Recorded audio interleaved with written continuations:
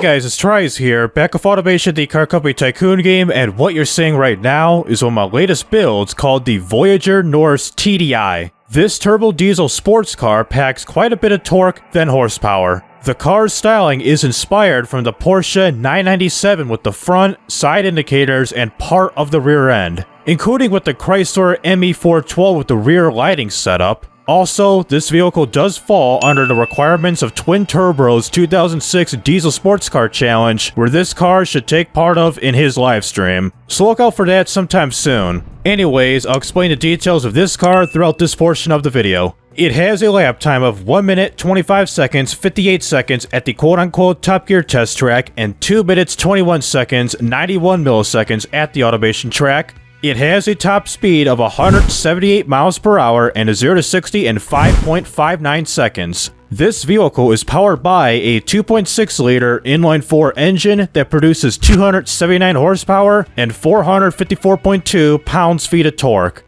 It has a fuel efficiency rating of 17.3 miles per gallon and weighs 3,387 pounds, which equals to 1,536.2 kilograms. And now, let's go over the specs of this vehicle.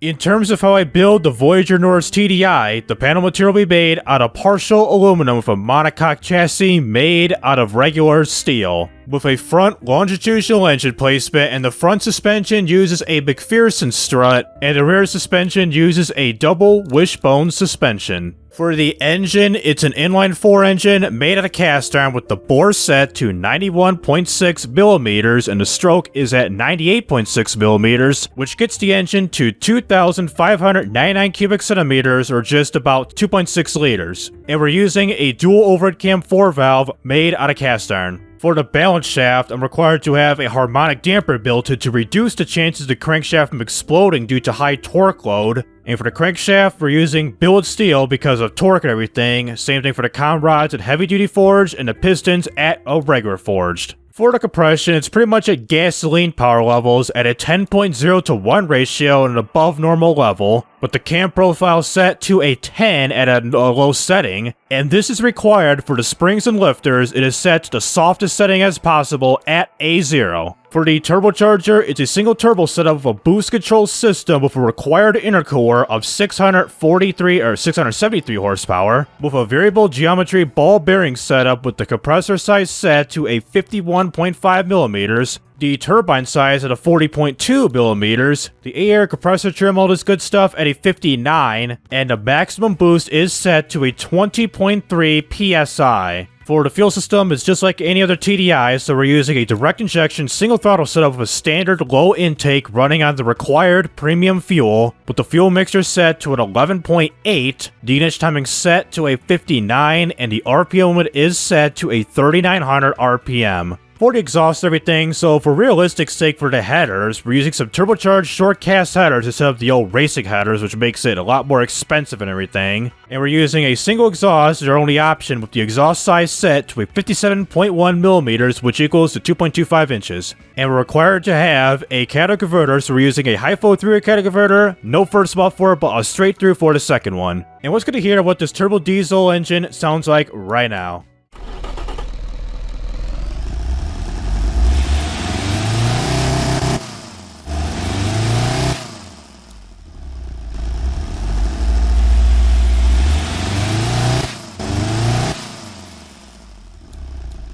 Fairly decent power curve as the turbo begins to kick in, going from around 1,300 horsepower that really peaks out at 1,800 horsepower and just does the rest as so. So for the rest of the vehicles, such as the drivetrain, so for the drive type, we're using a rear-wheel drive setup with a manual 6-speed with the top speed set to 182.7 miles per hour. And on a side note of this newest version of the open beta, which is 4.2.14, there's no sequential, it's the auto manual, aka the automated manual transmission, AMT. Are they getting rid of sequentials for this, or what? For the tires, we're using some Radial Sports compound tires with the front tire width set to 225 millimeters and the rear is set to 255 millimeters, running on some 17-inch alloy rims.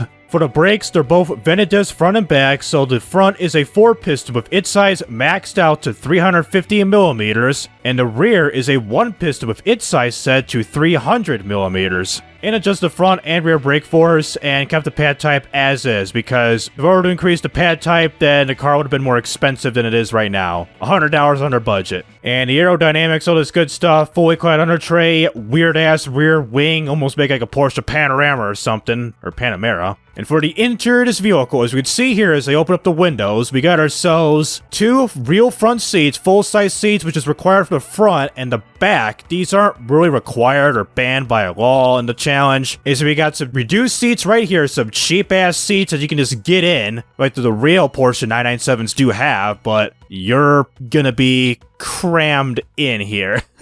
So yeah, for the interior, it's a premium interior setup with a standard CD player as we got right here, just at an angle, just right up in here, folks. So yeah, that's that for the interior. So for the driver aids and everything, we got ourselves a variable hydraulic power steering with ABS brakes only in standards 2000s safety standards. And finally, for the suspension, we got ourselves a progressive springs with adaptive dampers, semi-active sway bars, running on a customized sport preset. All he did was reduce the sway bars for the rear stiffness, to combat some snap oversteer, and also drop the ride height a little bit too. Despite our only 2 problems with this vehicle, such as the rear dampers being too hard and some wheel spin issues, let's go into BeamNG.drive and test this TDI car out. So here we are at the bottom map of the American Road, North Barstow State, so you need a beefy computer to run this. So taking a brief look at this vehicle, well, first of all, we got traffic, so might as well review in the middle of traffic over here. So for the front of the car, this pretty much screams Porsche, well, mainly for the body, and the headlights trying to mock the circular ring design of the headlight, including the main headlight right up in here. And if I recall correctly, that the ring right here, I think this is the daytime running lights, and of course the middle is your main headlight. This design right in here, including the front, which unfortunately, this also takes place with the indicator, which that really sucks. And heading in towards the back of the vehicle, well, with the lighting setup, especially with the LED lighting setup, this may not be the best in terms of like LED lighting design. So with the brake lights, they kind of come up here for the very top, that comes down and have like a couple layers up here of brake lights, followed by these reverse lights sandwiched in between, and then a few turn indicator LED lights right here, which you can see there's 5 of them here, maybe like a dozen and a half of these brake lights. And with the reverse lights, are they working or no? Well, I don't know. So that's it with the vehicle. Weird line design from a wannabe Porsche 997 Panorama. That's a freaking turbo diesel vehicle like any other European car. So in this part of the video, hopefully I do try to avoid the traffic as I do so. For our base performance test, we're going to start with the 0 to 62 acceleration test, followed by a 62 to 0 brake test, and lastly, a top speed run, which this vehicle having a turbo diesel engine, there could be not like a good chance we could get to its top speed. Knowing diesel engine cars, they're good in acceleration, but top speed wise, it may take some time, but who knows? Especially being at 180 miles an hour. So let's get ready to start our 0 to 62 after the ETK passes us, so start it now. As soon as I go to our arcade wheel, so now, start.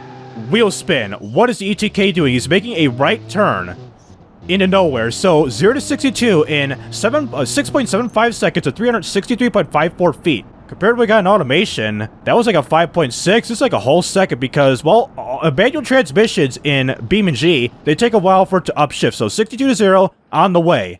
Good. 62 to 0 at 2.62 seconds of 109.28 feet. Braking time and braking distance-wise seems pretty legitimate, and what the hell is going on with the freaking lines painted on the road here? Are they like that, or... I think it's just a turn only, so that is weird. Hello, Mr. Police Car. Please don't arrest me. So let me respawn for the cop car and do our top speed run. So yeah. So top speed run already in effect. We do get just about a almost similar 0 to 62 time, 6.72 seconds at 358.31 feet. So we're going to split between these cars. Is there a cop right here? That's a cop. And he's going to chase me. Oh, freaking military police car that, what are those? Let me focus. There goes that same Jeep, the hopper. It's like a military police car or gendarmerie. What is that? All right, so we got the Barstow on the wrong side of the road. So 6th gear, 142 miles an hour, and we're slowly increasing speed, taking some time. We got this little gap. Hey, it's a random pedestrian or a civilian car. What are you doing, Mr. Officer? You see that? And we're still kind of struggling to reach top speed, so we're going through a tunnel. He hit the wall back there. So going 170 miles an hour in airspeed. Dead. I was so locked in until he hit, looks like a bar stove. So top speed run, unfortunately it failed. 169 miles an hour. It took... Excuse me? So say it took so long to try to get the top speed. It'll probably take like a mile or so to get 180 miles an hour. So what's gonna happen here? We got the Bishu cop car. Gonna hit himself with the curb here. And the Barstow cop gonna come in behind. And the freaking... What is that? Gendarmerie? You got busted. Speeding. Wrong way. Racing. Traffic collision. And reckless driving. And I can drive away now. Yeah, get out of here, cops. So what is this car burning? The military police of Italy, I believe? Kind of like Gendarmerie, where they... Oh no, what are you doing? What are you doing, officer? Let me help you out real quick. Let me help you out. There, you good? Alright, let's flip over to Romer, save him, and he's still doing burnouts. Well, he'll just basically blow out the tires, so we'll just ignore him as so. And home is 3TK. Yeah, let's go to this mess and do a time trial, which I believe there is a time trial run set for this map here. So I go to time trials and to this map here. I swore I saw him. If I go to American Road, if they do American Road, and let's go to the AR Racetrack, the regular AR Racetrack, not the short one, and we're going to be doing a couple of laps with this here vehicle in the early noon hours. Let's change it up a little bit. So select the vehicle and take it to start and finish line right now. So here we are, lined up at the start and finish line, just a tad behind the line, but who really even cares about that? So I don't know how long this course is, I haven't raced this in so long, so get ready to start things off here. 3, 2, 1, try to get that type of launch. That seems pretty okay, pretty mediocre, who knows? How about a 0 to 62 time? Let's see, 0 to 62. 6.71 seconds, 357.03 feet. Pretty decent. And that's pretty much the same like 0 to 62 times as I got on the highway just earlier in the video. So let's get through this corner right here. Gotta brake here. Really gotta brake hard. I haven't raced this in so long. So pretty good on the brakes. How about cornering wise? What's this corner here? That's too fast of an entry. Blame myself on that. It's like I need to drive with the little navigator screen, like the top portion of the screen, kind of like the little mini-map you see in like Gran Turismo, Forza, or any other racing games out there. Alright, left corner. A little bit of a hairpin. Kind of understeering a little bit into that hairpin corner at like 25 miles an hour. And a little bit right there. A little bit too quick, but still have that understeer steering pretty hard into that little hairpin corner. And now I got this guy. A little bit of understeer, that hairpin, and a little bit of oversteer, try to power onto the end of the apex of that corner, and a little bit of oversteer there. Oh my god, I'm gonna combat this a little bit. Because legend says to combat oversteer is to soften the rear sway bars, and I believe stiffen the front suspension too, which I haven't done that. I haven't stiffened the front suspension, but I reduced the rear sway bars quite a bit. Like 400 kilograms per meters or something like that, pounds per inch or something like that. Because the fronts are set to 2400 and this is set to a 2000. And also with the rear tires, how I increased the tire width to 255 millimeters and then making them even at 225s front and back. Because if I would have done that, then a little too quick, then yes, we would definitely have some oversteering and this car would definitely not be fun to drive. So yeah, this is fairly of a long course here, so I'm starting to get the hang of it now, especially this corner here, and reading the corners a bit well, and we still got more checkpoints to go. I think if I'm right or wrong, I think there is like an oval circuit, and this is just the road course section here. Okay, for the first lap time, stand by, we're gonna get a 3 minutes, 5 seconds, 302 milliseconds. If all goes well here, we should probably get around 3 minutes of this second lap time. Let's start to brake a little bit more. Like pumping the brakes here and kind of lost the steering a little bit, try to combat some of the oversteer or reduce our chances to oversteer this car in a corner. Mainly just be by steering inputs on the controller rather than just having some fluid movements just going into the corners like this or finding a good apex going. So it seems like checkpoint by checkpoint, I'm like trimming down the split times to around like 7 seconds, 7.3 seconds of a split. Late braking there, split time, so we're gonna get pretty worse within this split time here at standby. So I'm about to get a 5 seconds, 888 milliseconds. Damn, that is horrible of a split time from that previous checkpoint to this checkpoint. Brake here, and again, and nearly into the damn sand pit again. And on top of that, with the brakes here, the brakes are doing pretty healthy, around 400 degrees front and back, 400s in the front, 350s in the back. hit a 500 right there into that little braking corner right there, a braking zone. And they also cool down pretty quick because one of the moderately high brake airflow, which I believe was at a 25, and these big brakes. 350s to the front and a 300 to the back. This is pretty average for most sports cars. Big front brakes, yay bigs to the back because you want these boys to cool and to stop this vehicle. So coming up to the final corners, let's just watch here. That's a corner cut, so come right here on the curb. Okay, that's a better corner right there. So a split time, 3.5 seconds, 3 3/4 of a second. So our second lap time is a 3 minute, 1 second, 477 milliseconds. A total time of 6 minutes, 6 seconds, 779 milliseconds. I thought we were going to get under 3 minutes, but unfortunately that wasn't the case because, well, in the 3/4 mark of the track, almost finishing up this lap, I pretty much choked near the end. I was pretty much just hanging it too wide, braking a little bit too late, and the car understeering, making things worse. So let's slow things down here. Do 4 times slow-mo.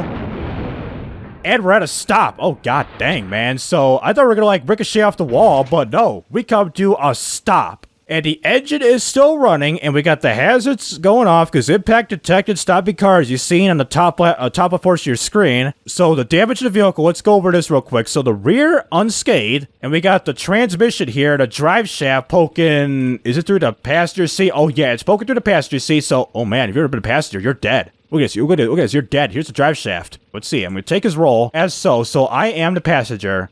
I have a drive shaft in my left eye socket. I'm dead. So yeah, elsewhere about the vehicle, that tire just keeps spinning, so let's stop that as so. And then elsewhere, front completely mangled up, right side, and not as bad, but the left side, oh boy. So for the final part of the video, let's get it over to the car jump array to see if this wannabe turbo diesel sports car will compete like Volkswagen and have better emissions like those guys. So take it there to the top of the ramp right now. So here we are at the top of the ramp here. So we got a 3 light, a 4 light, and a 5 light. So get ready to accelerate this here vehicle on green. So green now, accelerate the vehicle with my semi-poor camera angles. So go back to regular cam, 0 to 62, 5.57 seconds of 231.86 feet. So that is the 0 to 62 that we wanted, that we got in automation, but we couldn't in BeamNG, but now we got it at Car Jump Arena in BeamNG. 161 miles an hour, backflip. Do a full backflip. No, we don't. Camera as is, speed as is, end over end, still end over end as so, and go to the pool, splash, and save the engine. So, wow, going end over end, thanks to the rear spoiler acting the rear downforce, making this to basically almost do a full backflip with this car. It almost did, but it landed up on our roof, almost to our, like, dead roof, but we went end over end, so didn't really stick the landing at first. So here is the vehicle as so we got the engine exposed, the intercooler, does it still run? Driving from water, and 6th gear. Can we go to 1st gear, please? So 1st gear. We're putting power down the wheels, but we can't steer because we got no front tires. Wait. So despite having no wheels, you can see the brake caliper and this just steer like it's nothing. Wow. Never knew that. So with the rest of the vehicle, let's go back here. We got the spoiler. What is this? Oh no, it's the drivetrain again. So the drivetrain is poking through the CD player and into the back seat compartment. Man, this drivetrain, this whole transmission setup, this is just like unreliable and a freaking murder weapon waiting to happen. So last look at the vehicle. Here's the rear, sides, both sides, front end. I can't believe the engine is still running. Why? Okay, so for the last part of the video, as we accelerate, let's try to get a high-speed head-on crash going at the final bridge power by going as fast as we can and crashing as hard as we can down there. So going into 5th gear, here's the 2nd bridge pillar, so get ready to mount up over the curb. So mount up on the curb. Good. Perfect. Stop. 154. Like, how close are we? Ooh, good reaction time. So get the camera going on here. So Alt U to hide the UI. 100 times slow-mo, go. Here's 100 times slow-mo. Here is the car. There goes the front. Squishing as so. There goes the front tires. The rest of the vehicle. The engine is in the interior. There goes the rear, like, trunk covering parts or whatever for the interior coming through the front seats. Go to 16 to 8 times. And that ricochets back. There goes the trunk assembly. All this stuff, the covers, just flying out of the car. So full time. And the engine still runs. Why is the engine...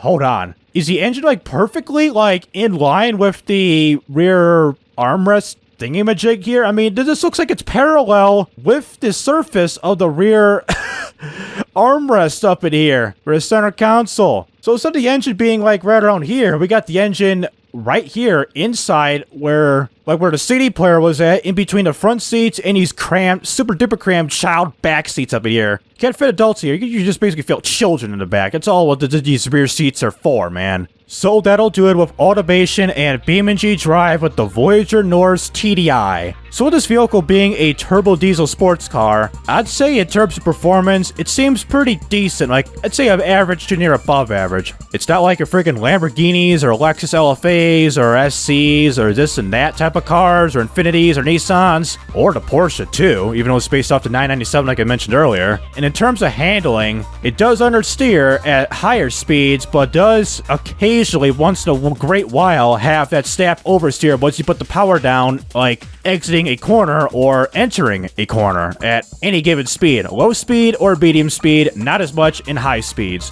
And for those who are interested in this type of content, please be sure to like and subscribe so you won't miss out on any videos like this in the future. And also check out my social media down in the description below. So this is TRIZE rising up and signing out.